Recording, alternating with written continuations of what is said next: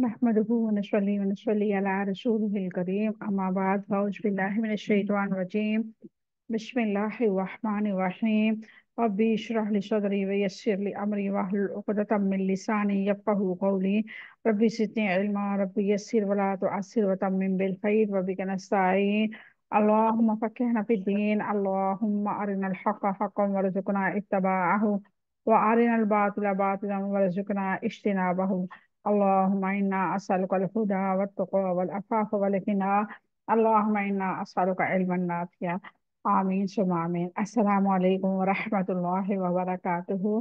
उम्मीद करती हूँ आप सब खैर वाफियत से होंगे, ईमान सेहत और तक़वा की बेहतरीन हालतों में होंगे। अल्हम्दुलिल्लाह। अल्लाह रब्बुल इज़्ज़त से दुआ है कि अल्लाह ताला आप सबको अपने हिफ्ज़ व अमान में रखे। आपकी तरफ बढ़ने वाला हर शर अल्लाह ताला खैर में बदल दे। अल्लाह ताला हम सब से राज़ी हो जाए। अल्लाह ताला हम सब से दीन का बेहतरीन काम ले और इस दुनिया में भी अल्लाह रब्बुल इज़्ज़त हमें इज़्ज़तों वाला मकाम अता फरमाए। अल्लाह ताला इस कुरान के साथ हमें हमेशा जोड़े रखे और हमारी ज़िंदगी का खात्मा इस कुरान पर ही हो। आमीन सुम्मा आमीन। अल्हम्दुलिल्लाह।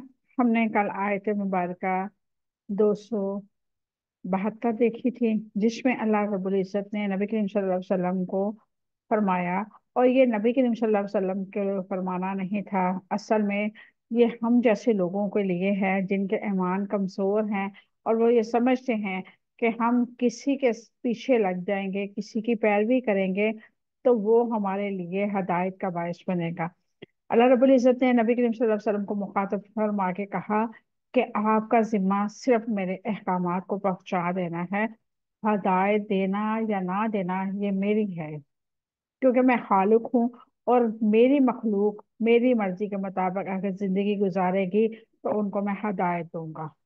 इसके अलावा मेरे अलावा मेरी मखलूक को कोई भी हदायत नहीं दे सकता। तो इससे हमें क्या पता चलता है कि हमने दाई अल्लाह का काम करना है तो उसमें ये नहीं सोचना कि ये हमारी बात को फॉलो क्यों नहीं कर रहा। जब हम ये सोचेंगे तो हमारे दिल के अंदर उस इंसान के लिए नेगेटिव फीलिंग आएगी, और नेगेटिव फीलिंग लाना इस्लाम में दाई अल्लाह के लिए जायज नहीं है।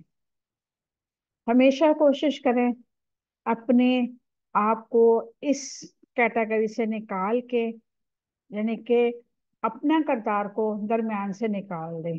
अपने आप को अल्लाह ताला का एक गुलाम समझें, जिसका काम ही ये है कि अपने रब की हम्द और सना और उसके दीन के झंडे को बुलंद करना है।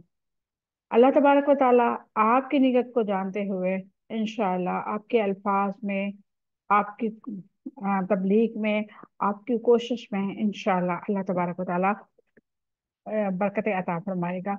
अगर बिलफर्ज आप अपने काम ईमानदारी से करते हैं, फिर भी अगर कोई आपकी बातों पे अमल करते हुए इस चीज को फॉलो नहीं करता, अमल नहीं करता, आपकी लाख कोशिश के बावजूद आपके घर के लोग, आपके दोस्त, आपकी फैमिली मेंबर्स इन चीजों को फोकस नहीं करते, वो अपनी मनचाही जिंदगी गुजार रहे हैं, तो इसका नुकसान आपको नहीं होगा।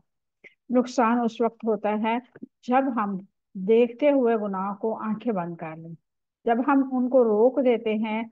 हमारी कोशिश रहती है, हम उनके लिए दुआ गो होते हैं, तो अल्लाह तबारक व ताला हमें उस गुनाह के जुमर से निकाल लेता है। अल्लाह ताला हम पे कभी भी फिर वो जुल्म नहीं करेगा। ये थी आयत नंबर 272 का थोड़ा सा व्यूज हमने देखा। और अब हम इंशाल्लाह आज जो आयत मुबारक है 273 इसको देखेंगे। अल्लाह तबारक व ताला ने हमें बहुत प्यारा दीन दिया। हम अपने रब की जितनी भी तारीफ करें कम है कि उसने हमें हर चीज का इल्म दिया, हमें शऊर दिया, हमारी इस्लाह की कि हमने कैसे लोगों के साथ कैसा रवैया रखना है। अल्लाह तबारक व ताला का जितना भी शुक्र अदा करें उतना ही कम है, जिसने हमारे नबी करीम सल्लल्लाहु अलैहि वसल्लम जैसे मोहसिन आलमीन, मुअल्लिम आलमीन अता फरमाए, रहमतुल लिल आलमीन अता फरमाए, जिनके हर अमल से हमारे लिए एक सबक है, एक मिशले राह है। अगर हम नबी करीम सल्लल्लाहु अलैहि वसल्लम की इत्तबा करते हुए दीन पे चल रहे हैं, तो इंशाल्लाह रोजे क़यामत भी हम नबी करीम सल्लल्लाहु अलैहि वसल्लम की इत्तबा करते हुए उनके झंडे तले इंशाल्लाह जन्नत में जाएंगे। उसके लिए हमें क्या करना है? हमें कुरान को पढ़ना है, अहकामात को पढ़ना है। जब अल्लाह ताला के हुक्मों को हम पढ़ने लग जाएंगे, समझने लग जाएंगे, तो हमें पता चलेगा हमारा दीन किस कदर आसान और किस कदर खूबसूरत है। उम्मत मोहम्मदिया के लिए ये एजाज की बात है कि अल्लाह तबारक व तआला ने उसके लिए ऐसी शरीयत नाजिल की है जिसमें उसे अपने मुसलमान बहन भाइयों के साथ हुस्न सलूक के मामले में भी अजर सवाब मिलता है, और गैर मुस्लिम के साथ भी अगर वो हुस्न सलूक करता है मरवतन, जैसे कि किसी का दोस्त है गैर मुस्लिम, तो वो उसके हालात तंग है, तो अगर उसके साथ कुछ लेन देन वाला मामला करता है, तो अल्लाह रब्बुल इज्जत उसको भी उसका अजर सवाब देता है। तो दीन को समझने के लिए हमें कुरान पढ़ने की जरूरत है। हम कुरान जैसे जैसे पढ़ेंगे, अल्लाह तबारक व ताला हमारी जिंदगियों को आसान बनाता जाएगा इंशाअल्लाह ताला। आज की आयत मुबारक 273 को देखते हैं इंशाअल्लाह। औज़ु बिल्लाहि मिनश शैतानिर रजीम, बिस्मिल्लाहिर रहमानिर रहीम। लिल फुक़राई, फुकहा के लिए, अल्लज़ीना वो जो, उखसिरू रोके गए हैं, फी सबीलिल्लाहि अल्लाह ताला के रास्ते में, ला यस्ततीऊना नहीं वो इस्तात रखते, ज़रबन फिल आर्दी जमीन में सफर की, यहसबुहुमुल जाहिलु समझ बैठा है उन्हें नावाकिफ आदमी, अगनिया मालदार, मिन ताफुफ सवाल से बचने की वजह से, तारिफुहुम आप पहचान जाएंगे उन्हें, बिसीमाहुम उनके चेहरे ही से, ला यसअलून अन्नासा नहीं वो मांगते लोगों से, इल्हाफन लिपट के, वमा और जो तुनफिकू तुम खर्च करोगे, मिन खैरिन माल में से, फ़इन्ना तो यकीनन अल्लाह अल्लाह ताला भी साथ उसके अलीम खूब जानने वाला है। ये थी आज की हमारी आयत मुबारक। अब हम इसके रूट वर्ड देखते हैं। युवफा पूरा पूरा बदला दिया जाएगा। वाओ फा या इसका रूट वर्ड है।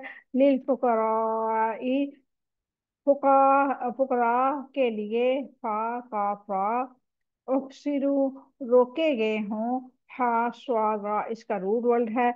यस्ततीऊना वो इस्तात रखते, तो वाओ ऐन इसका रूट वर्ड है। ज़रबन सफर की, द्वा द्वाबा इसका रूट वर्ड है। यह सबुहुम समझ बैठता है उन्हें, हा सीन बा इसका रूट वर्ड है। जाहिलु नावाकफ आदमी, जीम हा लाम इसका रूट वर्ड है। अगनिया मालदार, गईन नून जा इसका रूट वर्ड है। मिनत ताफुफ सवाल से बचने की वजह से, ऐन फाफा इसका रूट वर्ड है। तारिफुहुम आप पहचान जाएंगे उन्हें, ऐन राफा इसका रूट वर्ड है।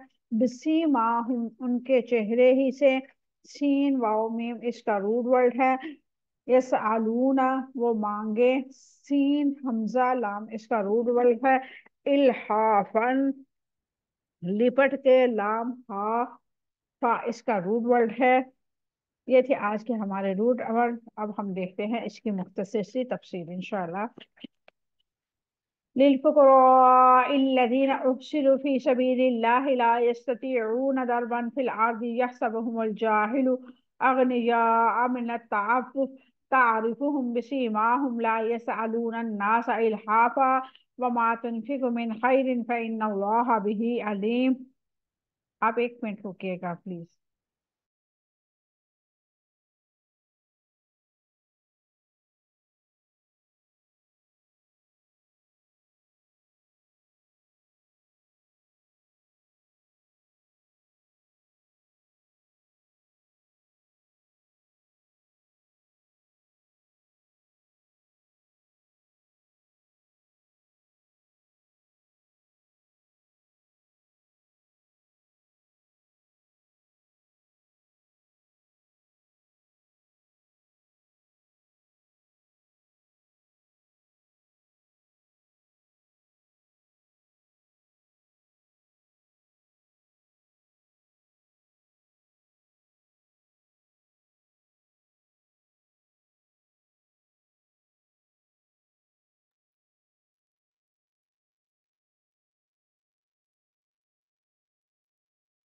صدقات ان فقراء کے لیے ہے جو اللہ کے راستے میں روکے گئے ہیں، وہ زمین میں سفر کرنے کی استطاعت نہیں رکھتے۔ ناواقف آدمی سوال سے بچنے کی وجہ سے انہیں مالدار سمجھ بیٹھتا ہے۔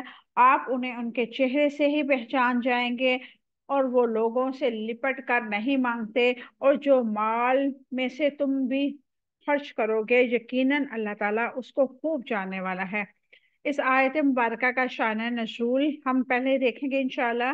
اللہ تعالیٰ نے مال والوں کو حکم دیا کہ وہ اپنا مال ان فقیروں اور محتاجوں پہ خرچ کریں جنہوں نے اللہ تعالیٰ کی راہ میں جہاد کرنے کے لیے یا دن رات اس کی بندگی اور اس کے حصول علم کے لیے اپنی زندگیاں وقف کر رکھی ہیں۔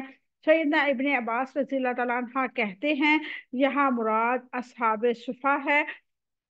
حافظ ابن کثیر نے کہا ان سے مراد وہ تمام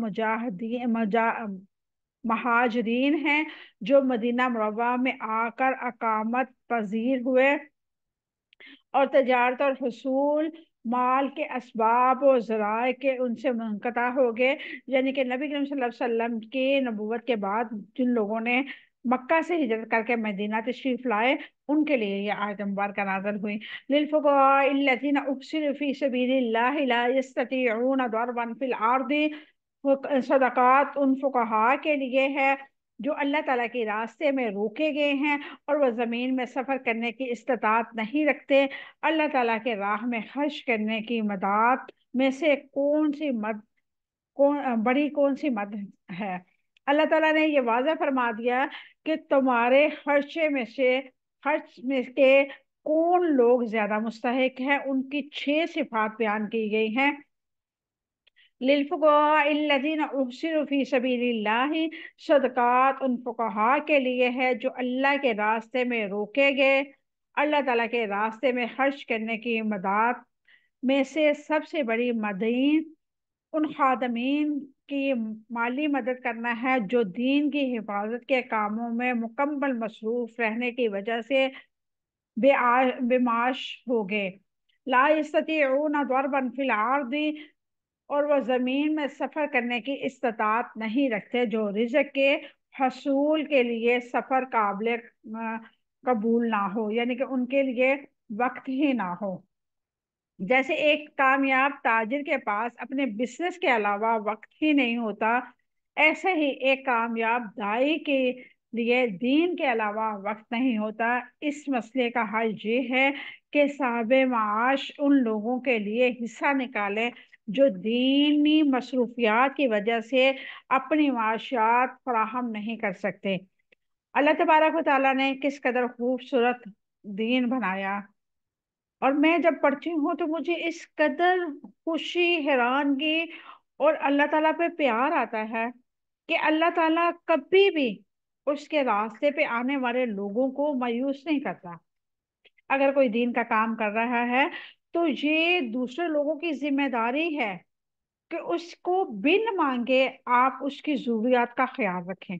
جیسے کوئی پڑھا رہا ہے آپ کو اور کوئی آپ کے لیے دین کا کام کر رہا ہے، تو یہ صاحب استطاعت لوگ جو ہیں، جو مالدار ہیں، جن کے پاس اتنا اللہ تعالیٰ نے عطا کیا ہے رزق حلال، تو ان کی ذمہ داری ہے کہ وہ اپنے جو دین کے لیے دن رات محنت کر رہا ہے اس کی ضروریات کو مد نظر رکھتے ہوئے اس کو بن مانگے۔ یہ نہیں ہے کہ وہ سوال کرے تو آپ اس کی ضرورت کا خیال رکھیں۔ جیسے امام مسجد ہے، کوئی مدارس کی ٹیچر ہے، آپ ان کو یہ نہ سوچے کہ یہ پتہ نہیں اپنے گھر میں صحیح ہے یا نہیں صحیح، وہ دین کے لیے محنت کر رہے ہیں، آپ کے لیے وقت لگا رہے ہیں، تو آپ کی یہ ذمہ داری ہے کہ آپ ان کو بن مانگے ان کی ضروریات کا خیال رکھیں۔ اگر آپ کے پاس اس طرح اضافی وقت پر مقدار میں مال ہے، اللہ تعالیٰ نے آپ کو استقامت دی ہے، اللہ تعالیٰ نے آپ کے مال میں برکت رکھی ہے، تو آپ ایسے لوگوں پہ ضرور خرچ کریں، کیونکہ دین کے کام میں جب انسان نکلتا ہے تو وہ سفید پوشی کے برم کے ساتھ ساتھ اسے اپنی عزت نفس کا بھی خیال ہوتا ہے کہ میں اگر کسی کے سامنے سوال کروں گی یا کروں گا تو میرے اسٹوڈنٹ یا میرے لوگ، ارد گرد کے لوگ یا میرے مقتدی کیا سمجھیں گے کہ یہ امامت پہ آ کے، یہ ٹیچرنگ کے شعبے میں آ کے، یا یہ جامعہ میں آ کے اپنا مال بٹور رہا ہے۔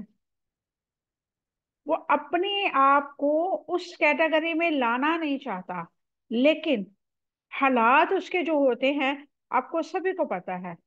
ایک امام مسجد کی کیا سیلری ہوتی ہے، ایک جامعہ کے ٹیچر کی کیا سیلری ہوتی ہے، جو دین کے خادمین ہوتے ہیں ان کی کیا سیلری ہوتی ہے۔ ایسے لوگ جو عبادت گزار ہیں، نیک عمل کرنے والے ہیں، وہ نہیں بھی مانگتے۔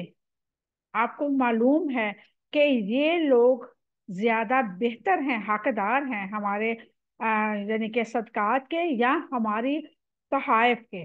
کچھ لوگ صدقہ لینا پسند نہیں کرتے، تو ان کے لیے اگر آپ تحائف کے طور پہ آپ ان کو کچھ بھیجو گے تو اللہ تبارک و تعالیٰ آپ کو اس کا بھی اجر و ثواب دے گا۔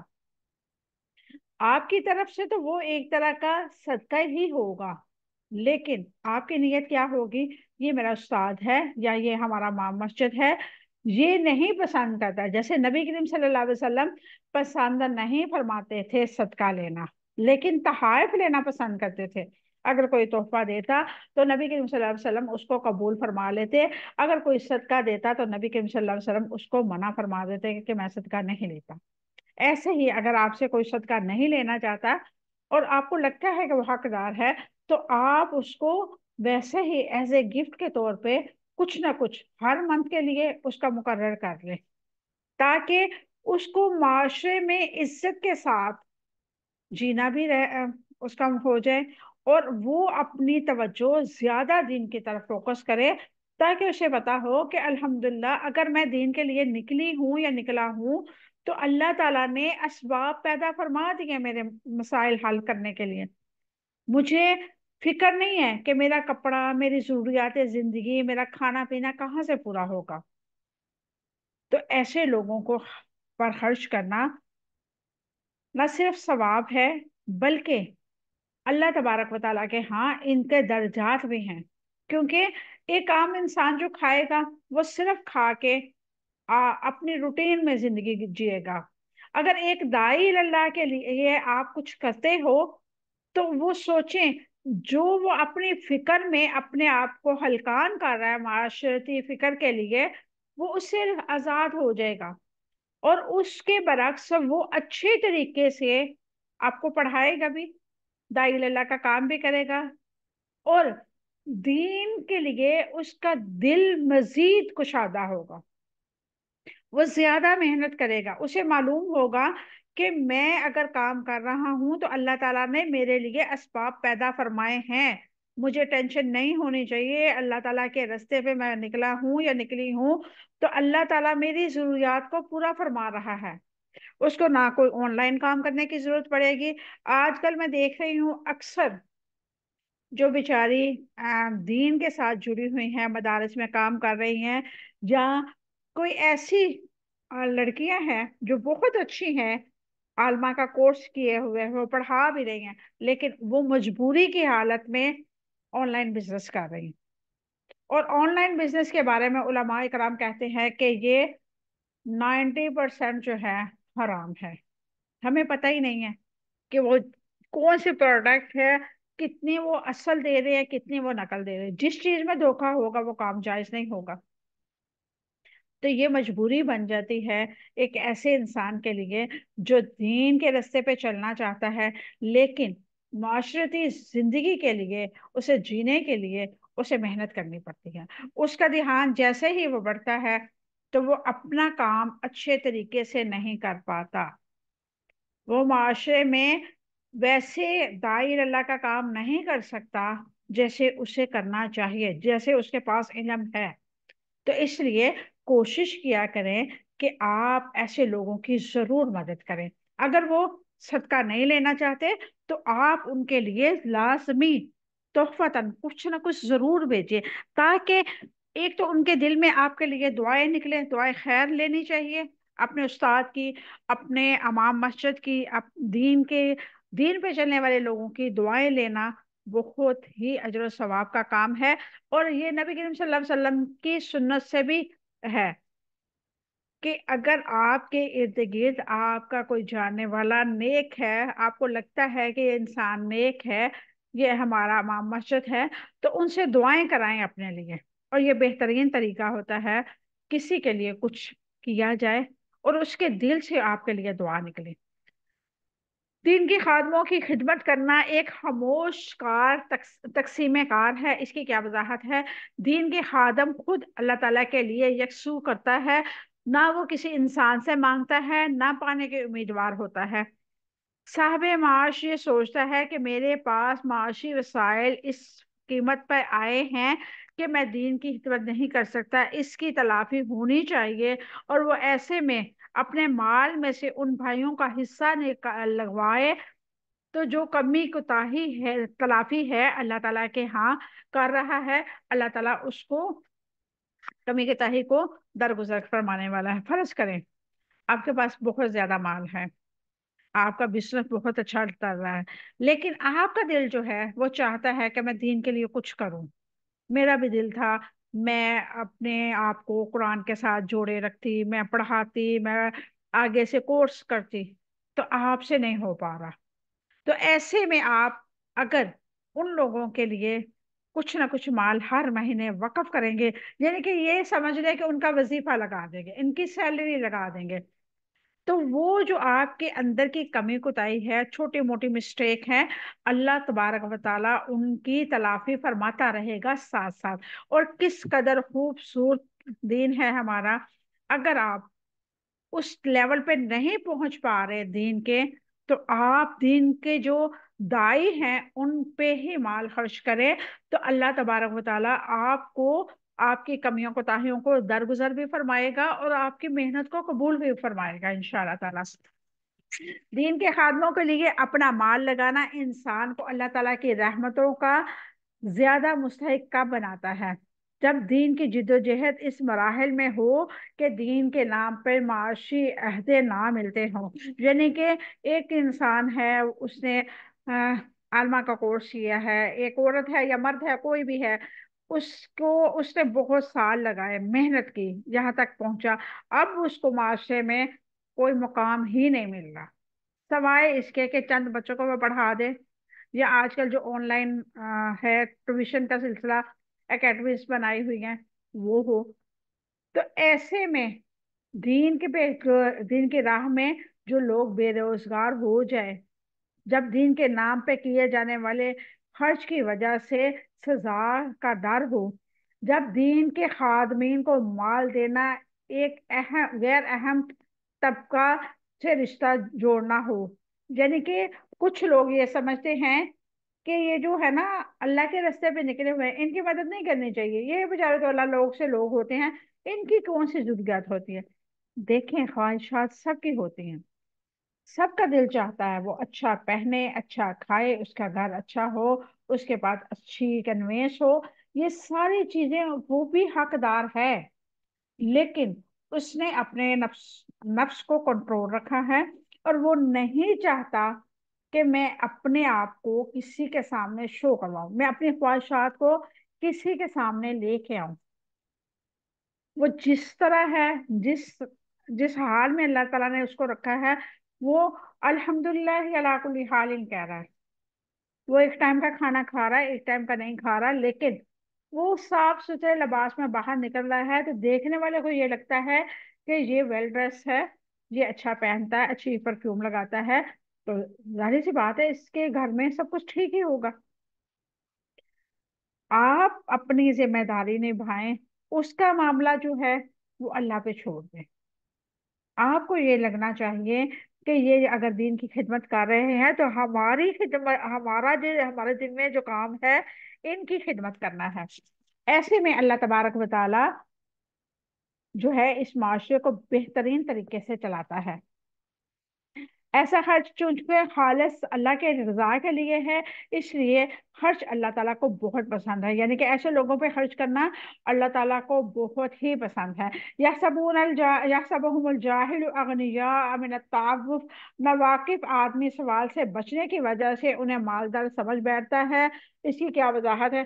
ایک ناواقف آدمی سوال سے بچنے کی وجہ سے انہیں مالدار سمجھ بیٹھتا ہے، یعنی کہ ان کی غیرت خودداری گوارا نہیں کرتی کہ وہ لوگوں سے سوال کرے۔ نواقفوں کو اس سے یہ گمان ہوتا ہے کہ یہ لوگ خوشحال ہیں، محتاج اور مستحق امداد نہیں ہیں، یعنی کہ امام مسجد کہہ لیں، استاذہ کہہ لیں، جامعہ کے ٹیچر کہہ لیں، جو بھی دین کا کام کر رہا ہے۔ ابھی میں نے پہلے بولا ہے نا کہ وہ اپنی سفید پوشی کا بھرم رکھتا ہے، وہ کسی کے سامنے اپنے آپ کو ظاہر نہیں کرتا۔ خواہشیں سب کی ہے، ضروریات سب کی ہیں۔ ایک انسان ہے وہ دنیا دار اور دیندار، دونوں انسان کو اگر اکٹھا کریں تو دونوں کی ضروریات جو ہیں ایک جیسی ہی ہیں۔ اگر دنیا والا انسان، دنیا دار لوگ کھانا کھاتا ہے تو دیندار بھی کھانا کھاتا ہے، اگر وہ کپڑا پہنتا ہے تو وہ بھی کپڑا پہنتا ہے، اگر وہ کہیں آتا جاتا ہے، اس کے ریلیٹیو ہے، خوشی غم میں شریک ہوتا ہے تو وہ بھی ہوتا ہے۔ جو ذمہ داری، جو ضروریات ایک دنیاوی انسان میں ہے، وہی ذمہ داریاں، وہی اس کی ضروریات ایک دیندار انسان کے اندر بھی ہے۔ فرق کیا ہے؟ دنیاوی انسان جو ہے وہ واویلا مچاتا ہے، لوگوں کو بتاتا ہے میرے حالات بہت تنگ ہیں، میں بڑا خسارے میں جا رہا ہوں، میرے ساتھ یہ ہو گیا، میری کوئی مدد کرو۔ لیکن دیندار جو انسان ہوتا ہے، جو اللہ کے راستے پہ چلتا ہے، جو داعی اللہ ہوتا ہے، وہ کیا کرتا ہے؟ وہ اس طرح کی بات نہیں کرتا، وہ اللہ تعالیٰ پہ بھروسہ کرتا ہے، اور اللہ تعالیٰ ایسے لوگوں کے لیے بہت ساری آسانیوں والے معاملات فرما دیتا ہے، اور ایسے لوگ اسباب پیدا فرما دیتے ہیں جو نہ جتلاتے ہیں اور نہ ہی کسی کو بتاتے ہیں کہ ہم نے ان کا جو ہے وظیفہ مقرر کیا ہے۔ ایسے لوگوں کی ضرور مدد کیا کریں۔ میرا تعفف سے مراد سوال نہ کرنے سے بچنا ہے۔ سیدنا ابو ہریرہ رضی اللہ تعالیٰ عنہ بیان کیا کہ نبی کریم صلی اللہ علیہ وسلم نے فرمایا، مسکین وہ نہیں جسے ایک یا دو کھجور یا ایک یا دو لقمہ در بدر لے کے پھرے، بلکہ مسکین وہ ہے جو مانگنے سے بچتا ہے۔ اور اگر تمہیں دلیل چاہو تو قرآن پاک سے اس آیت کو پڑھ لو کہ لوگوں سے چمٹ کر سوال نہیں مانگتے۔ صحیح بخاری حدیث نمبر 4539۔ تعریفہم بسیماہم، آپ ان کو ان کے چہروں سے پہچان جائیں گے۔ اس کی کیا وضاحت ہے؟ آپ ان کو ان کے چہرے سے پہچان جائیں گے۔ سیدنا ابو ہریرہ رضی اللہ تعالیٰ عنہ بیان کیا کہ رسول اللہ صلی اللہ علیہ وسلم کے ساتھ ہر وقت رہتا تھا، میں خمیری روٹی نہیں کھاتا تھا، نہ عمدہ لباس پہنتا تھا، یعنی کہ میرا وقت علم کے سوا دوسری چیز حاصل کرنے میں نہیں تھا، اور نہ ہی میری خدمت کے لیے کوئی فلاں یا فلانی تھی، بلکہ میں بھوک کی شدت کی وجہ سے اپنے پیٹ سے پتھر باندھ لیا کرتا تھا۔ بعض وقت میں کسی کوئی آیات ان کے سامنے پڑھ کر ان کا مطلب پوچھتا تھا کہ وہ اپنے گھر میں لے جا کر مجھے کھانا کھلا دے، حالانکہ مجھے اس آیت کا مطلب معلوم ہوتا تھا۔ مسکینوں کے ساتھ سب سے بہترین حسن سلوک کرنے والا سیدنا جعفر ابن طالب رضی اللہ تعالیٰ عنہ تھے، ہمیں اپنے گھر لے جاتے اور جو کچھ گھر میں موجود ہوتا ہمیں کھلاتے۔ بعض اوقات تو ایسا ہوتا کہ صرف شہد یا گھی کی کپی بھی نکال لاتے، اور ہم اس کو پھاڑ کر اس سے جو کچھ ہوتا اس کو چاٹ لیتے۔ صحیح بخاری حدیث نمبر 3708۔ اس سے کیا پتہ چلتا ہے کہ جو دین کا داعی ہوتا ہے، جیسے ابو ہریرہ رضی اللہ تعالیٰ فرما رہے ہیں کہ ان کو اس قدر بھوک لگتی تھی کہ وہ کچھ آیات مبارکہ جہاں پہ اس طرح کی بات ہوتی تو وہ لوگوں کو پڑھ کے سناتے تاکہ لوگوں کے دلوں میں یہ احساس ہو کہ ان کو ضرورت ہے، ان کو کچھ کھلایا جائے۔ لا يسألون الناس الحافا، وہ لوگوں سے لپٹ کے نہیں مانگتے، وہ لوگوں سے لپٹ کے نہیں مانگتے۔ جو شخص سوال کرے ان کے پاس 40 درہم ہوں تو اس نے الحاف کیا، اور جو شخص سوال لوگوں سے سوال کرتا ہے، حالانکہ اس کے پاس 5 اٹھیا برابر مال موجود ہو، گویا کہ اس نے اصرار کر کے سوال کیا۔ سیدنا ابو ہریرہ رضی اللہ تعالیٰ عنہ بیان کرتے ہیں کہ نبی کریم صلی اللہ علیہ وسلم فرمایا، مسکین وہ نہیں جسے ایک یا دو کھجور یا ایک یا دو نوالے کے بدلے در بدر پھرنا پڑے، بلکہ مسکین وہ ہے جو مانگنے سے بچتا ہے۔